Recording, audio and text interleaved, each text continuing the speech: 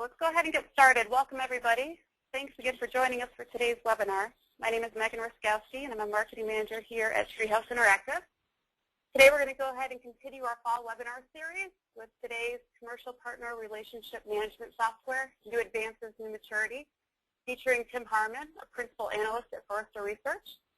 I'd like to start off with giving you a little background about Treehouse Interactive in case you're not familiar. Treehouse Interactive is a SaaS provider of award-winning products for partner relationship management and marketing automation platforms. We're headquartered in Salt Lake City, and we're founded in 1997. We're privately held and have been profitable year over year since our founding, which we feel like is really important these days. Our customers range from small to medium-sized businesses to global 1000s and include companies like Rackspace, SGI, and Quantum, just to name a few. Treehouse is a Salesforce CRM partner and member of the App Exchange. We're an Oracle Gold partner, as well as a Microsoft Dynamics CRM partner. Now, just a little bit about our philosophy on webinars. We specifically created this series to bring you real-world content. We can give you recommendations and advice that you can take and immediately implement. We like to use existing real-world examples, whenever possible, just to make sure that the content is relevant to you. Now, just a little housekeeping. We will be recording this webinar, and we will get you the archive as soon as it's available, so you will be able to rewatch it. We encourage you to send questions via the chat toolbar along the way. We like to make this as interactive as possible, so we'll get to just as many as we can at the end for our Q&A. And those that we don't get to, we can follow up with you separately. Next, I'm going to go ahead and introduce Eric Flynn. Eric has been the Chief Executive Officer at Treehouse for over 10 years. He's implemented hundreds of PRM systems in his career and comes from a channel background at Quantum, Fujitsu, and iOmega. So Eric, with that, I'm going to go ahead and hand it over to you. Well, thanks. And I get the distinct pleasure of introducing our guest speaker today. I'm really, on a personal and professional level, happy to have Tim Harmon from Forrester to join us today. Tim holds a special place in my heart because he was a PRM advocate before PRM was cool. One of the first people to see it, see the opportunity in the marketplace, and now as this sector is taking off, certainly one of the more knowledgeable people, if not one of the most knowledgeable people in the space. You can read a little bit about his bio there, but just understand that Tim has held many executive positions, so he sat in our chairs, those of us listening to this webinar today. He's been on the vendor side. He's been an industry analyst as long as I've known him. I didn't realize, Tim, that you were in the venture capital area at one time until I read your bio.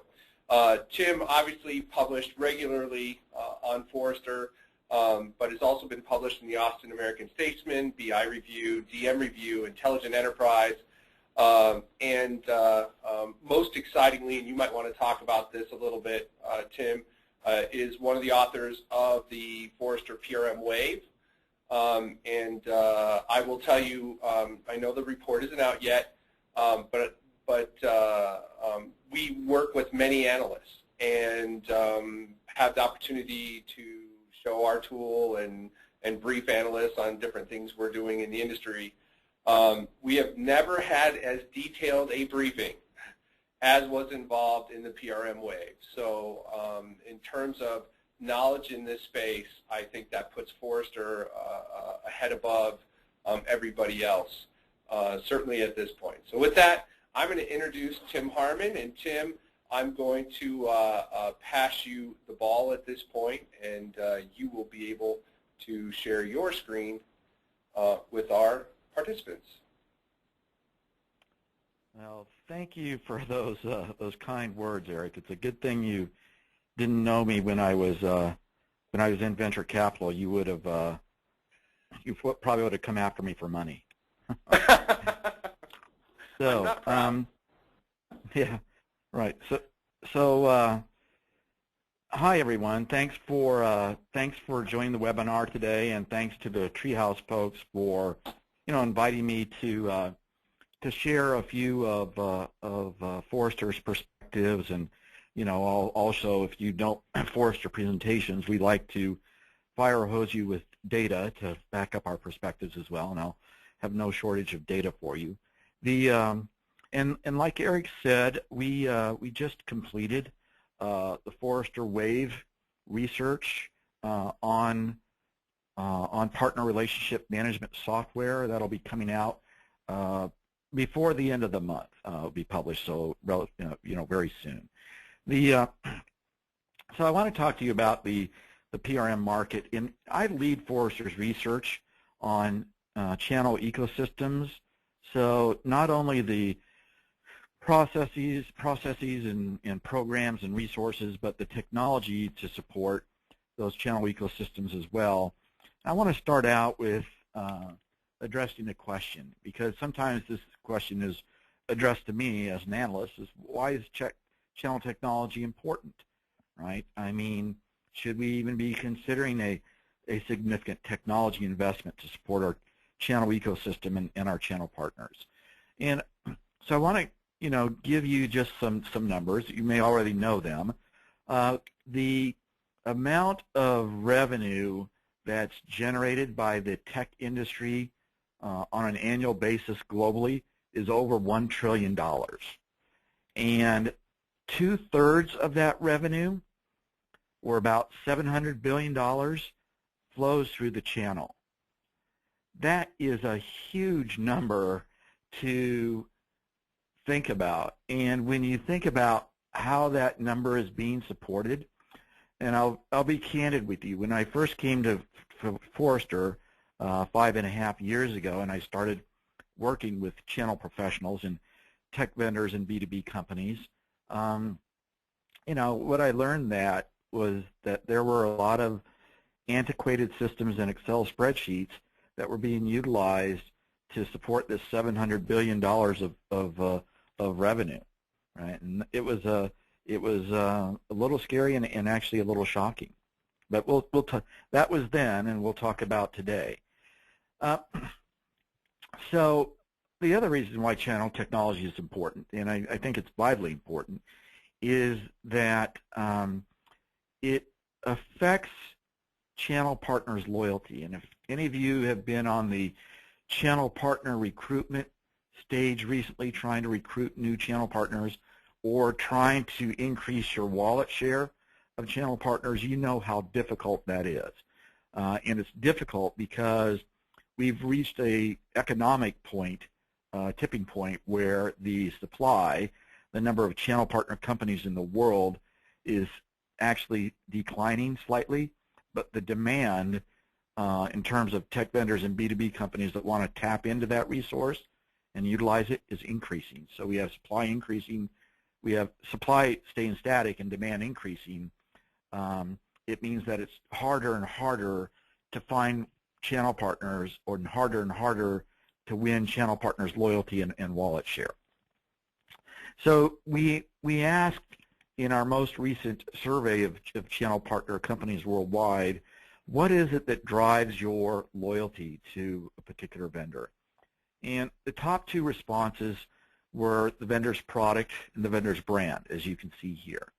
And you might think, well, that's well and good. That's really, as a channel professional, assuming that you guys are channel professionals that are listening today, those things are out of my control. I can't do that. But when you get into a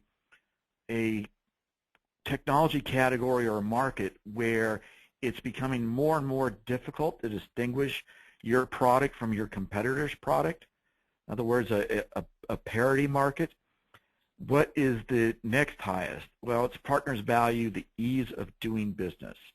And it comes in over the transom from channel partners to Forrester time and time again. We value on an increasingly important basis the ease of doing business and the cost of doing business with the vendor. And we are going to make more and more of our investment decisions going forward about which vendors we invest in based on that ease of doing business factor. And of course, what do they associate with ease of doing business? Really the maturity of the IT systems that the vendor provides them to interact with. Right? So that's Tim, we see a lot of customers who come to us, and this point is top of mind with them. And what they see as a strategy is very few of us are the leader in our space all the time, or in every space we work in. And so for the vast majority of us, we're not the #1 brand, we're not the #1 vendor. Right. But what a lot of companies come to us asking or hoping is, if I make it easier to do business with me via PRM, is that going to give me a greater share of mind? Or is that going to give me enough of a motivation from those static or decreasing channel partners to have them try me over what might be the market leader? How do you feel about that? Well, it certainly can, and I'll tell you. So let's think about the market leaders, right? The number one market position in any technology market. It's likely that those market leader vendors have fairly old, antiquated PRM systems, right? I'm not going to name any names here. I'll be called out afterwards, but I know some of the largest vendors in the world are operating their partner relationship management systems on bubblegum and baling wire, right? So what does that mean to partners? Yeah. So what does that mean to their partners? It means for their partners that their cost of doing business is going up. So we did a study both last year and this year to determine, for example, how many full-time employees a partner employs just to manage the vendor relationships. So in order management and G&A. And, for the larger vendors, that number is about 6 full-time employees. That's just overhead that's trying to navigate the vendors' systems and adhere to their processes. That's a lot of overhead, and can really cut into the partner's profitability. So along comes another vendor which does address the ease of doing business and does have a more modern IT capability for me to tap into, and can reduce my costs and boost my profitability significantly. Yeah, as a partner, I'm going to consider pretty strongly shifting my investment and shifting my wallet share over. So I think it is a big factor. So let's be real. Let's take off the rose-colored glasses, and I'll tell you what the state of channel technology implementation looks like today, right? And how I characterize it is the cobbler's children. So if you know the story of the cobbler's children were the last one to get shoes, right? So in terms of the channel organization, regardless of how important it may be strategically to the company, I can tell you for the most part, they've been the last one to get any real serious technology investment. The channel organization is representative of the cobbler's children. So we have in this characterization old shoes or old systems that are in place, and there are plenty of 10 and 15 and even 20-year-old custom-built in-house PRM systems that are they're getting antiquated, and they're becoming more and more difficult to maintain, more costly to maintain. Then you have those systems, PRM systems, which are just not a good fit, right? They were cobbled together or built at a time when your channel ecosystem was dramatically different than what it is today, so they no longer fit well. Or you have customers who have no shoes at all. They have no PRM system at all, and they're really operating on the basis of Excel spreadsheets and email, right? So, I talked about this in-house custom-build approach, which really took place largely in the 90s and even into the 2000s. So this DIY or do-it-yourself approach has some implications, and its implications being in the tech industry that we all know that in-house custom-built systems get old and become costly to maintain over time and more difficult to maintain over time. So again, I'll present some Forrester data to you from IT organizations and their priorities that they are putting on their own IT organizations, and it's all around rationalization and maintenance of current and legacy systems. You can see, the top three after supporting the business requirements is updating or modernizing legacy applications, consolidating or rationalizing the applications, or upgrading packaged applications to a new release. And those things that you would think would be important and more strategic, look what's next down the list, business intelligence. Wouldn't you like to deliver better business intelligence and analytics to your partner ecosystem? I can tell your partners would like that. What's down below that? Investing in mobile. Well, I thought that mobile was the hottest thing going today. And when I go to a partner conference, I see 99% of the attendees in the conference with mobile devices. I have to guess that would be important to them.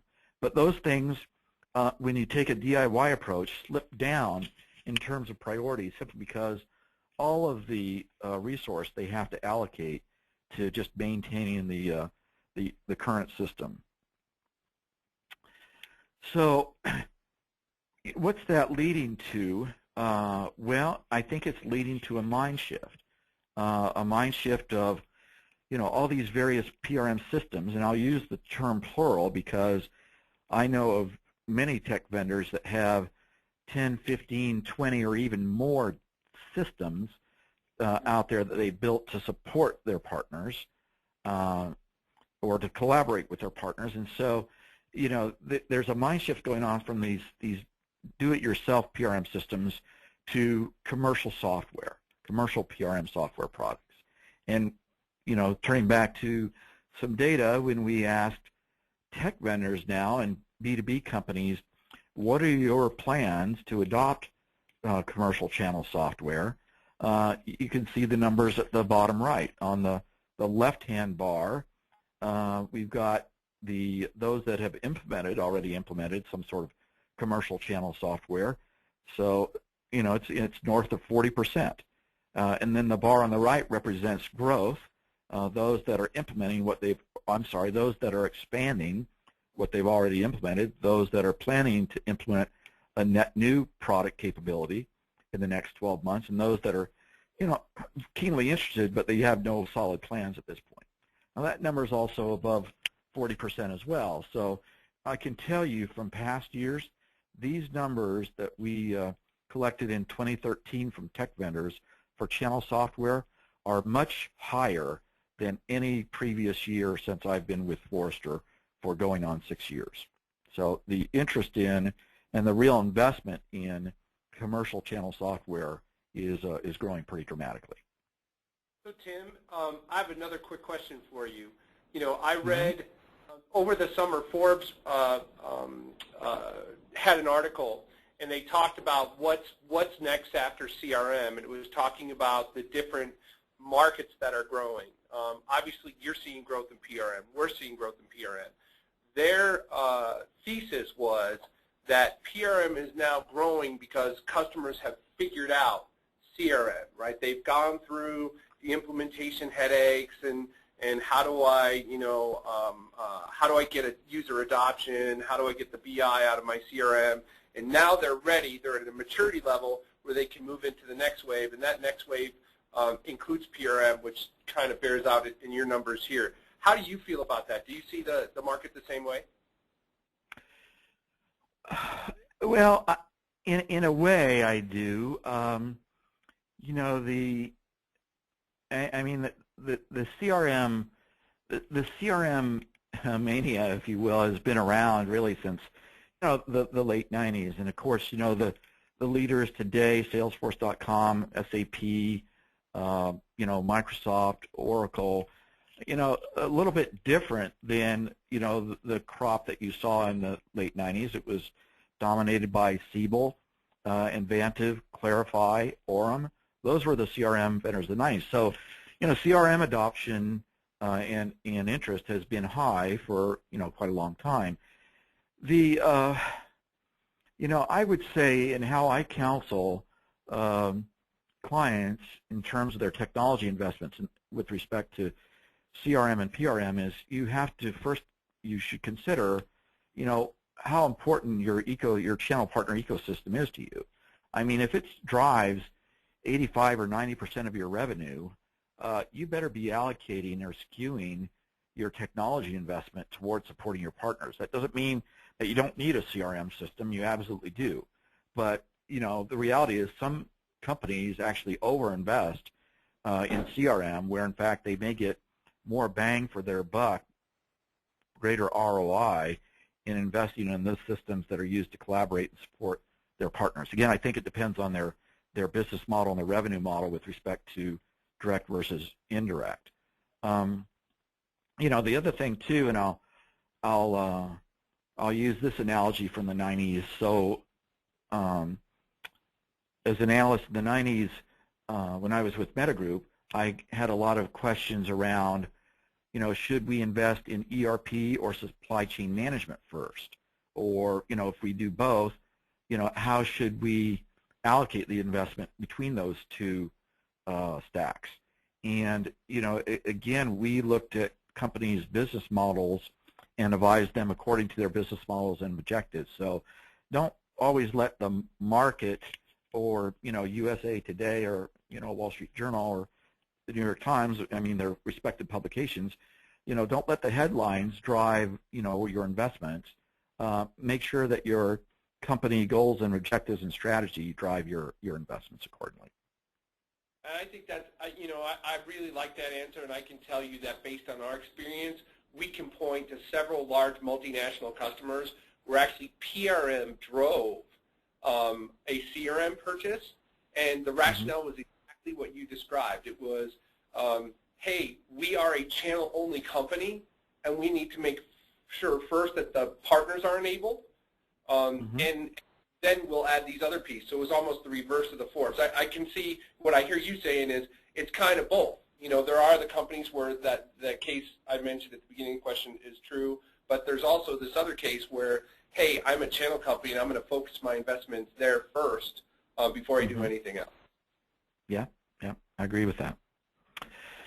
So I've talked about commercial channel technology. Let me kind of paint the landscape for you of what it looks like. And this landscape is going to change over the course of the next few years, right? We'll see, I think a lot of consolidation, and we're already seeing some ancillary point product functionality being sucked in by the PRM vendors, right? They are, kind of taking their core PRM capabilities and adding functionality that you would traditionally find in a partner incentive program management solution, or functionality that you would find in a through partner marketing automation solution.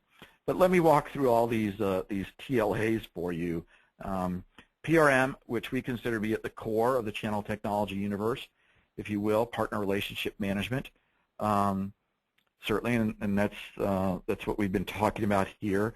Some of the other outliers, PIPM, I mentioned partner incentive program management. So there are solution providers that do nothing but do special promotions and incentives based on those promotions and manage those incentive programs largely on an outsourcing basis for their customers. I mentioned TPMA, through partner marketing automation.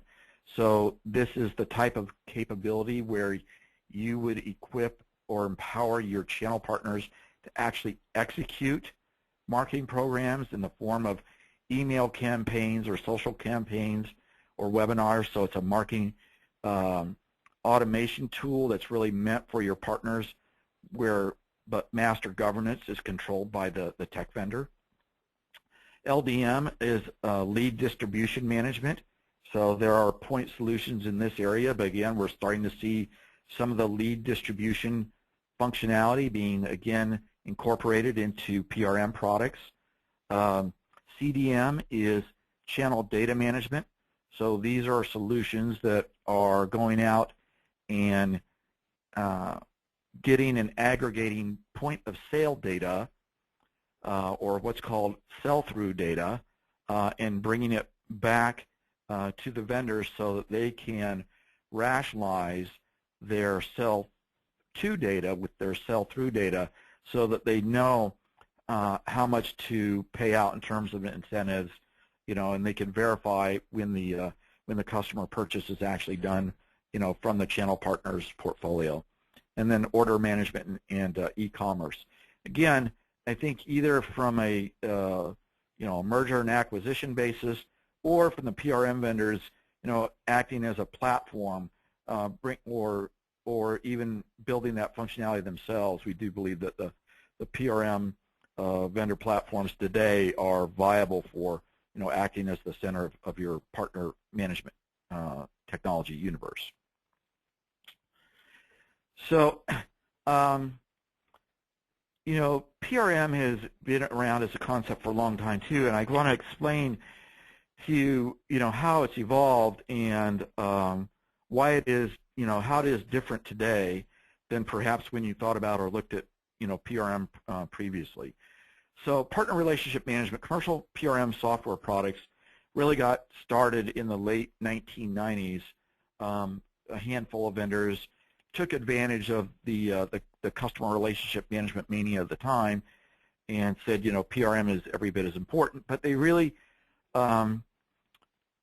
they came out with Generation 1 products which didn't come close to meeting the needs of channel professionals at that time. When you think about the late 90s,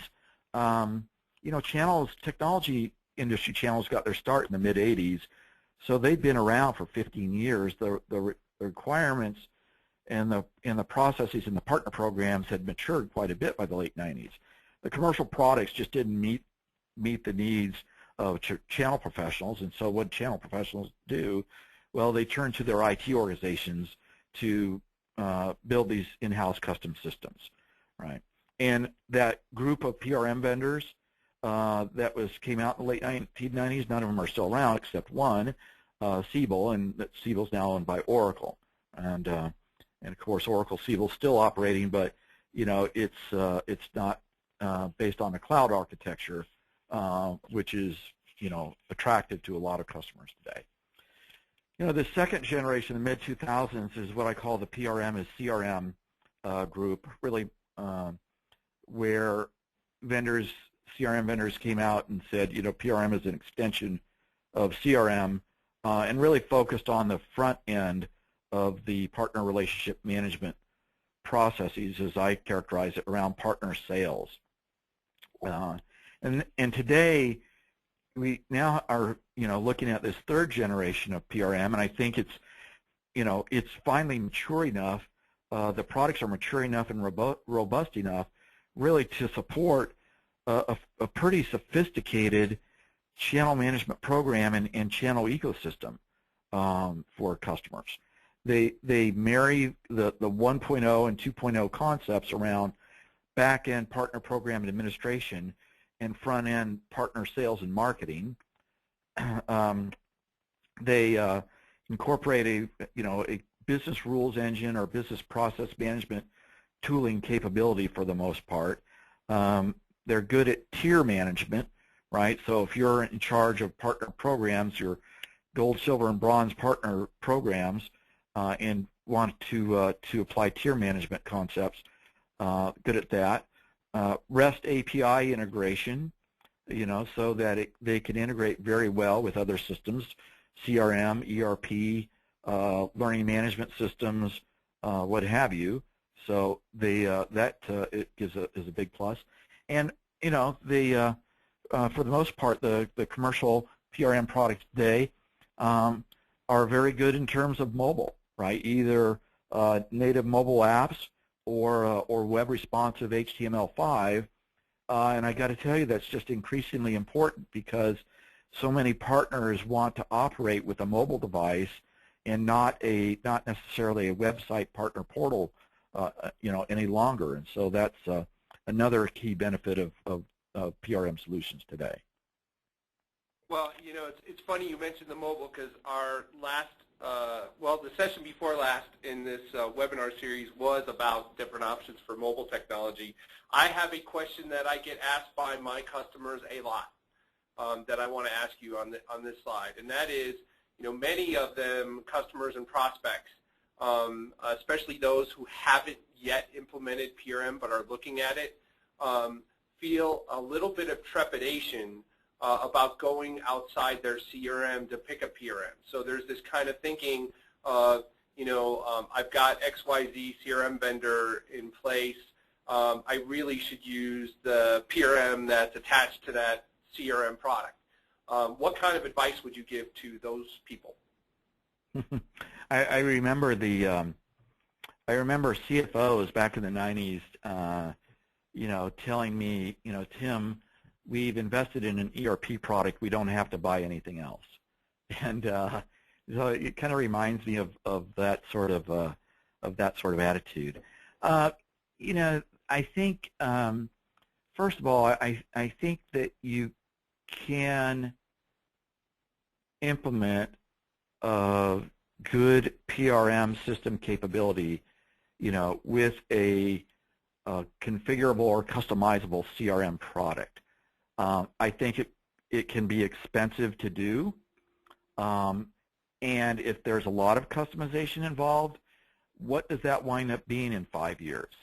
It's a customized system that is going to quickly become antiquated again. So, it's doable, but I think it comes with, some caveats and some gotchas down the road that you need to go into with eyes wide open. And I am convinced that the best of breed solutions are the way to go, at least in the areas of CRM and PRM. Great, thanks. Okay. So applications and benefits of PRM. I don't think this should surprise you guys at all, but what you're going to get from investing in a modern PRM platform solution is improvements in lead management and deal registration. Right? What's that going to give you? Well, it's going to give you improved marketing investment yield. You're going to get better conversion rates. Right? You're going to wind up getting improvements in partner program management. Well, what's the business result? Happier, more loyal partners. And we talked about partner loyalty at the beginning. Loyal partners are a very good thing to have these days because it winds up being that they allocate more of their wallet share to you. You're going to get improvements in your MDF and co-op management programs by using modern PRM system capabilities. What does that get you? Well, it gets you a determinable return on marketing investment, right? And something that I talk with a lot of not only channel pros and channel chiefs, but CFOs as well, and CMOs, and they want to be able to tell all of this marketing money that's being allocated for channel partners, how's that paying off? Well, with modern PRM systems, you have that capability now to capture the data to be able to do that. Partner portal management. So the how many of you, raise your hands, even though I can't see you, have a partner portal that hasn't changed in 60 days? Well, it's just like customer websites. You've got to keep them changed and fresh, and so PRM systems afford you the ability to do that, and you're going to see increased utilization by partners, right? I can tell you the utilization of partner portals today is by partners is less than 20% in any given month. So just with improved partner portal management, you can increase that by an order of magnitude. And collaborative business planning, that's going to give you improved predictability and forecasting, right? Just taking advantage of the business planning capabilities that you find in modern PRM products today. So I'll just leave you with a couple conclusions to think about.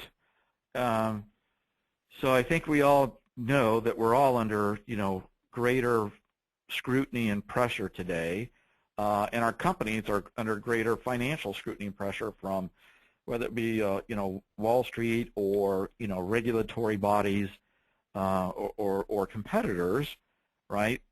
There's much more pressure, and tech vendors are going to have to sweat the details and really in order to increase revenue and profitability.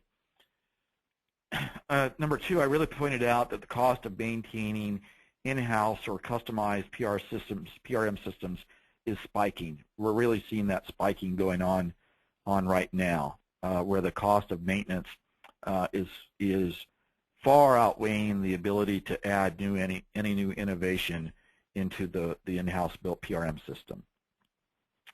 This third generation of PRM has finally caught up to channel professionals' needs, right? So the sophisticated, partner programs and business rules that they have for different types of partners, the PRM, commercial PRM systems have caught up in terms of their ability to support those sorts of requirements. And last but not least, we believe that tech vendors that are willing to invest in channel systems, channel technology, are going to be rewarded with greater profitability and more revenue from those channel partners. So with that, I will pass the ball back to Eric and let him give you some examples. Great, thanks, Tim. Boy, I love the data you had. I thought it was extremely informative, and I think a lot of the folks, I see a lot of our customers as attendees on here, will benefit from that. And by the way, for all of you who are customers who are listening to this, it's not just me saying you should update the information in your portal. You heard it directly from a Forrester analyst. So I'm not the only one saying that, but really important. Well, I probably had eyes bigger than my stomach in terms of the number of things we wanted to show. But for those of you who may be new to PRM, a lot of acronyms that fly around. What does lead management mean? What does integration with CRM mean? What we try to do or would like to do is give you a visual for what those things mean. And have picked a couple examples. We're fortunate that we have some really nice customers who will let us show in dev some examples of how they use our products. So that's what we're going to show you. We'll probably do a little bit of all this. We might not make it through everything because Megan will scream at me and tell me we're finished. So let's jump right in. Actually, one of the things not on this list, but because Tim had made such a great point about it, I wanted to jump in and I'd spent so much time redoing the slides for this other webinar. I want to talk about mobile. And, Tim mentioned there's lots of different ways to go mobile for partners, but, for those of you who want to see the full webinar, it's on our site in the resources library.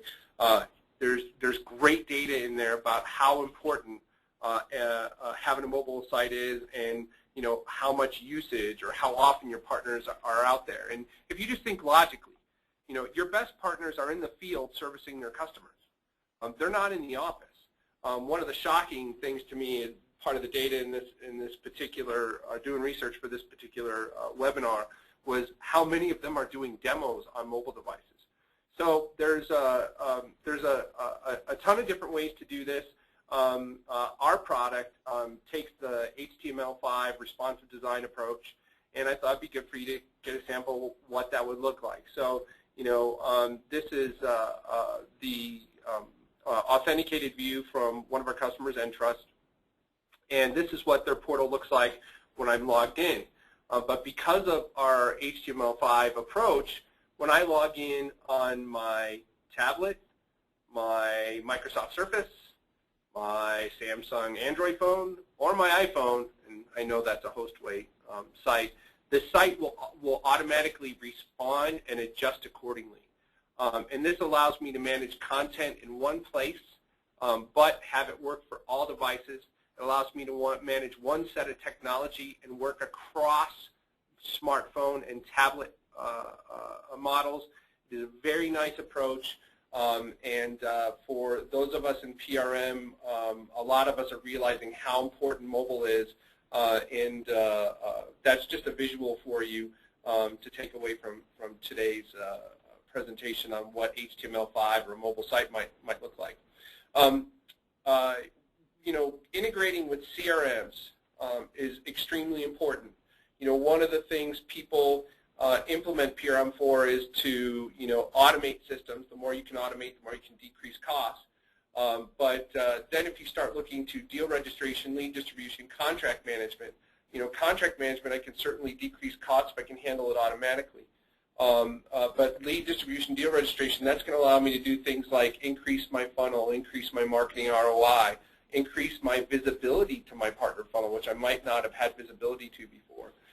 So we thought it'd be interesting to take you through what that kind of a process looks with a PRM system. And we have this little animation, and I'll actually show you one or two examples of this live here in a second. But essentially, a partner will come to your unauthenticated portal. Part of that unauthenticated portal is going to have an application on it.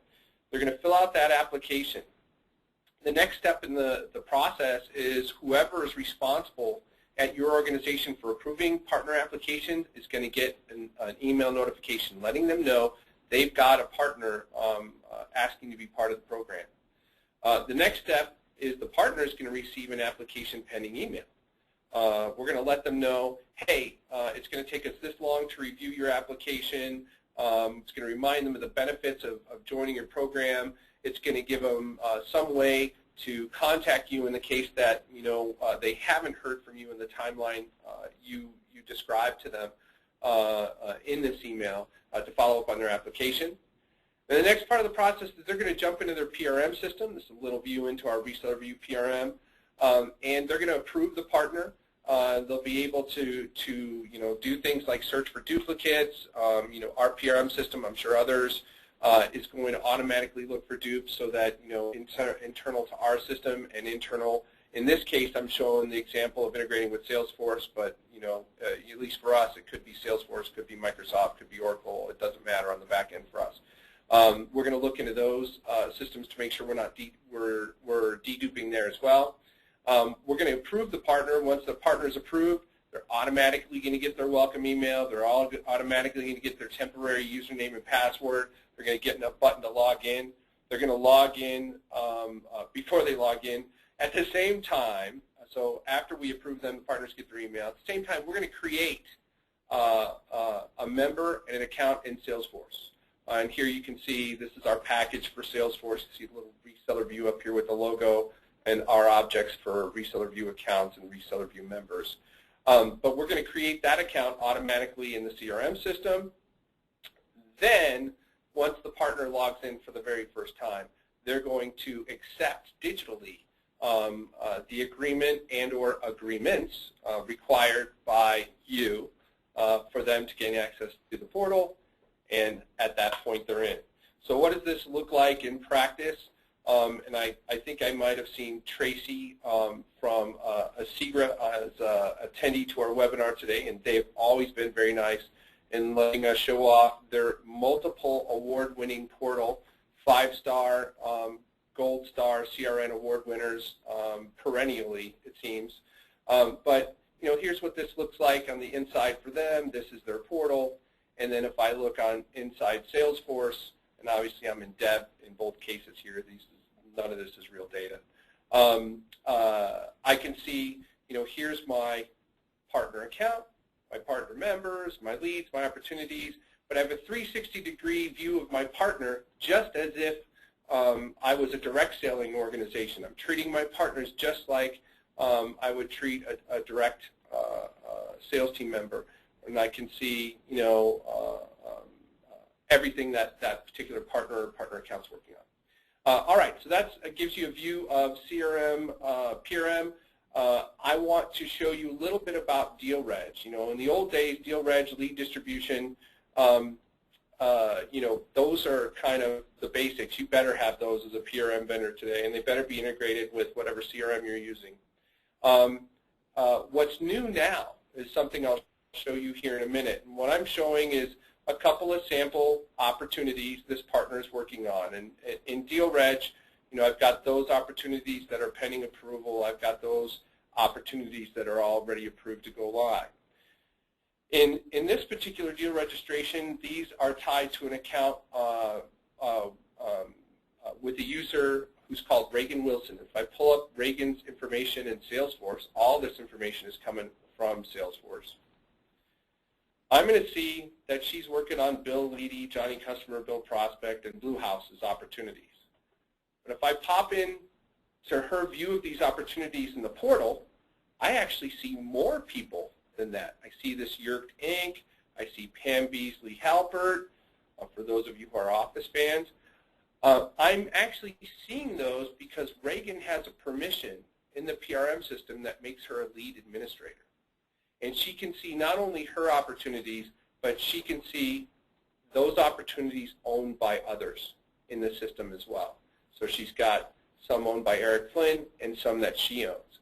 And if this Eric Flynn character isn't doing what he's supposed to, I can actually go in and reassign right here in the portal that opportunity to someone else inside my organization. So while we're directly linked into the CRM and into Salesforce.com, the new deal reg in PRM 3.0, to use Tim's terminology, we're allowing our partners to use the portal just as you might use your CRM system. They come in here, they don't have to know how to use Salesforce, how to use Oracle, how to use whatever backend. They're just using a web page. But it behaves and is integrated seamlessly with their CRM. Again, making it easy for them to do business with you. We're not forcing them to learn anything new, but real-time data back and forth. All right, so I'd actually hope to show leads, but in more detail. But leads, same thing. In this particular case, you can see, these are my leads as Reagan, but she's also got leads from Johnny Tester here. And she could go into Johnny Tester's lead and say, hey, Johnny is not doing his job, and I want to reassign this lead to Eric Flynn because he's the best salesperson on the team. I'm saying that with all humility. Hopefully somebody's giggling there. This shouldn't be that serious. But essentially, delegated opportunity management, delegated lead administration, sort of the next gen in lead management, opportunity management. Okay? So one of the other new things that's come along is all of us remember the old school partner locators. And the old school partner locator was I could, put in a state or put in a country, and I would see all the partners listed in that country. Well, if you sell a complex product, and the folks at National Instruments certainly do, if you sell a complex product, as an end user or customer, you may need more than that, just geography. You're going to need a lot more flexibility in terms of finding a partner. I might want to find it internationally by searching geographically, which I can now do, via a Google map, which is pretty nice. Here, and you see that as I click through here, the list of my partners is shrinking down here until I get into the actual partner that I want. But I can also search by different facets. I can come in here and say I need a partner with this particular specification. And here I've marked the specification, and I've got now my list that is limited only to people with that specification. I can come here and add additional specifications that I need, and my map, my list, dynamically going to change. Or at the end of the day, maybe I want to do something even more simple and just type in a partner name or keyword. And there I go. Now, once I find that partner, what's different about old school partner locator versus new school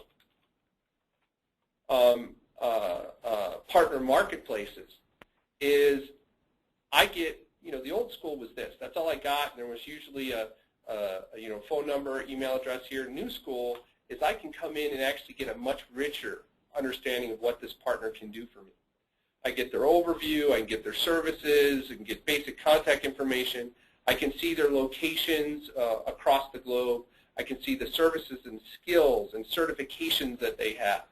I can see the products and solutions they offer. The partner can come in and upload video demos of their own solution. They can upload their own case studies. They can upload their own data sheets. They can upload how they interact with your products.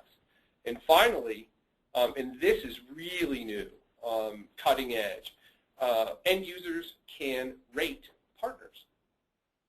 And so for those of you familiar with the Microsoft Dynamics Pinpoint Marketplace or the Salesforce.com App Exchange, essentially the new PRM, PRM 3.0, essentially gives you the ability to just add water and create your own partner exchange. So I wanted you to see that.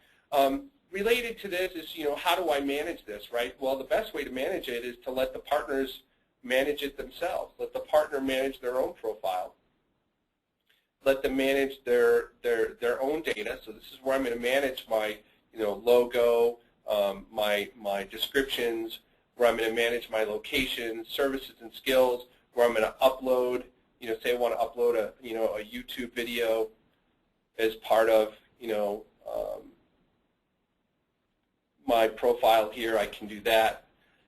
And ultimately, this also lets me do something else very interesting and new in PRM, and that's delegated partner administration. And delegated partner administration is going to allow me as a partner to invite other partners to apply or give other partners at my company access to the system by adding a partner here. It's also going to allow me to manage the permissions. So I can make certain partners visible as a branch on the partner locator. I can turn someone off when they have left the company. Old days, that all had to be done by you as the partner manager or the vendor company. The new way, PRM 3.0, puts that power in the partner's hands if you choose to do so. All right, so let's see here. I've got probably 2 minutes. What I pick next is probably should look at the agenda I put together to decide what we want to do. Oh, through partner marketing enablement. And even though I have some of this in live, I'm going to do it in slides just for the sake of time. And if any of you want to go to our resource library, we actually show live demos of this in new technologies and partner marketing and new technologies in PRM webinar. So just look that up or email us and we'll tell you where it's at. But essentially, through partner marketing enablement is really about allowing partners to create their own demand. And we offer several different options for that. The benefits for partners are obvious, right? If you help them create their own demand, they're going to sell more, they're going to make more money, they're going to be more loyal to you. It also gives you some other benefits in the partner's mind in terms of tying your organization closer with that partner, demonstrating a tighter link with prospects that they might be visiting. The other thing it does is it gives partners access to what they need when they need it. In the old days, we used to do stuff like co-branded collateral. Some poor person in channel marketing would get a web form or a fax, and they'd have to go and get, email the partner back and forth. Please send me a logo. Oh, that's not the right type. Send me a different logo. Oh, you're not qualified to get more than 100 of these, and you're asking for 500. All that's automated now. So if I, as a partner, am going to do a lunch and learn at the local Marriott, I can come into a vendor portal like a Sebra's, and I can go ahead and request automatically, on demand, whatever data sheet I want to co-brand, upload my logo, and I'm ready to go. So it's giving me what I need to be successful selling, servicing, and supporting that company's products. For companies, it's going to reduce your costs. It's going to automate a lot. It's going to reduce waste. You're going to print less. You are going to avoid human resources costs. It's going to provide consistent branding in the field. So you're not going to have partners out there using the wrong version of your logo, PMS colors from 3 years ago, and ultimately, if you do it right, you establish a competitive differentiation for you versus the other people in your space. And as Tim mentioned earlier, if you make it easier to do business with you than with other folks, even though you may not be the market leader, you may be the vendor the partner wants to work with, and he's going to give you a shot versus somebody else or the market leader because you're making it easier for him, quicker for him, more profitable for him to sell your product versus someone else's. So to give you, I'll just give you 2 quick examples. Automated, on-demand, co-branded collateral. And this could be anything from HTML files to collateral. Again, I'm using a seeker again, but you guys can get the idea with many customers who do this. I can come to a portal as a partner. I log in. The portal already knows who I am, so it's going to have all my information pre-populated. I can preview the different collateral that's available for me to co-brand. Once I hit the preview button, the system's going to show me, hey, this is what the item's going to look like. This is where your logo's going to go. This is where your name's going to go. I'm going to go ahead and upload my logo, and you'll see here the system's going to tell you the kind of logo and the size of logo it needs to be successful producing your piece of material. Once I hit download, the system's going to give me the piece of collateral I wanted, co-branded with my information. In this case, Asigra is the vendor, Treehouse is the partner, and there's a little zoom in of what that looks like. The other 3.0 technology and through partner marketing enablement is automated, co-branded, on-demand email campaigns. And here it works very similar. Partners can pick from a list of different campaigns to preview. Okay, you can obviously see where their logo is going to go. You can see where their call to action is going to go. They're going to fill out any information that's not already pre-filled for them, including the opt-in email list they want to have uploaded. They're going to also include their logo if we don't already have it. And the system's going to produce a really nice email. It will also, in this case, produce a landing page to download a newsletter. The email is going to get sent out, and then people are going to start responding. When someone responds and clicks on this download now, this is the landing page they're going to get. We're going to pre-fill their contact data for them because we know who they are, typically, based on what the partner will give us as a list. When they hit the submit button, they get the download to the white paper, but the partner gets something more valuable, and that's the lead from this particular campaign. They also get, as this campaign goes out, a link to a real-time email report where they can see, as the campaign is being sent out, the responses from their partners. How many people opened an email, how many people clicked a link, how many people unsubscribed, all that kind of thing. So I'm sorry, that's all the time we have for this. I want to thank Tim Harmon again for participating in today's webinar. Before we close things down, I want to see if there's any questions, and I guess, Megan, I am going to open it to you for question and answer. Sure, yeah. Tim, we've had a few come in. One of them is wondering, is it necessary to use the PRM your CRM vendor offers? Is it necessary to use the PRM product that your CRM vendor offers? Right. No, it's not necessary. Not necessary at all to do.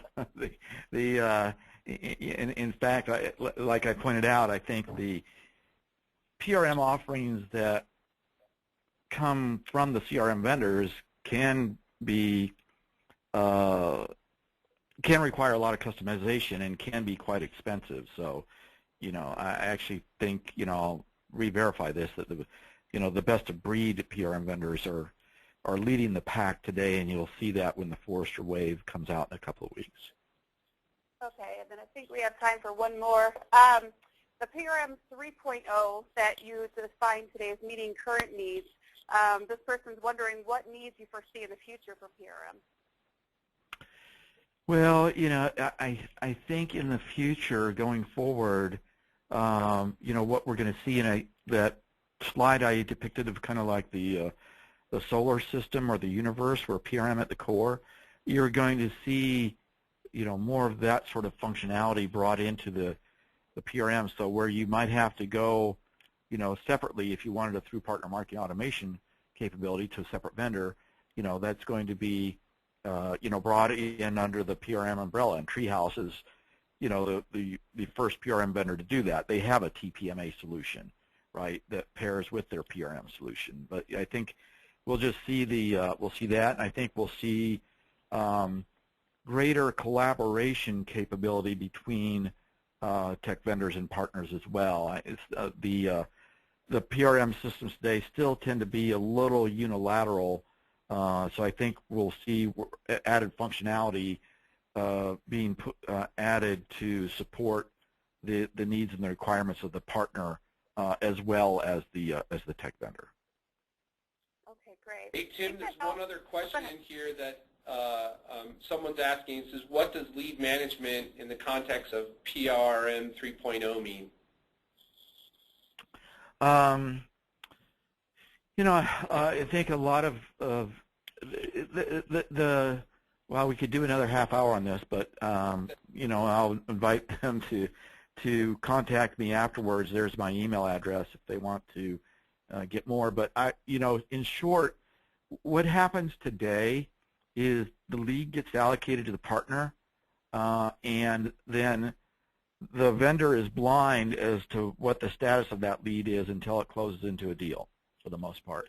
I think with PRM 3.0 systems, modern PRM systems, that you do have greater visibility into the lead and the prospect throughout the whole marketing funnel, as opposed to just at the very beginning and the very end of the funnel. But I can go into more detail if whoever asked the question wants to email me. Okay, great. Well, again, I want to thank you for joining us today, Tim, and agreeing to do this webinar. I really appreciate it. Thank you very much. And I guess with that, Megan, do you want to close things out and remind people of how they'll be able to access this webinar? Sure. So the webinar will be located in the resource library on the Treehouse Eye website, treehouseye.com. And we will be posting that when it's available. We'll also shoot you an email, so you will be able to rewatch it. And then our next webinar in the series will be on the 15th with Joe Polizzi on content marketing. So you can also check back and register for that as well. So with that, thank you, Tim and Eric. And I think we are just over our hour, so we'll go ahead and end things. But thanks, everybody, and feel free to contact Tim or Eric if any questions arise after the webinar. Thank you. Thanks, everybody. All right.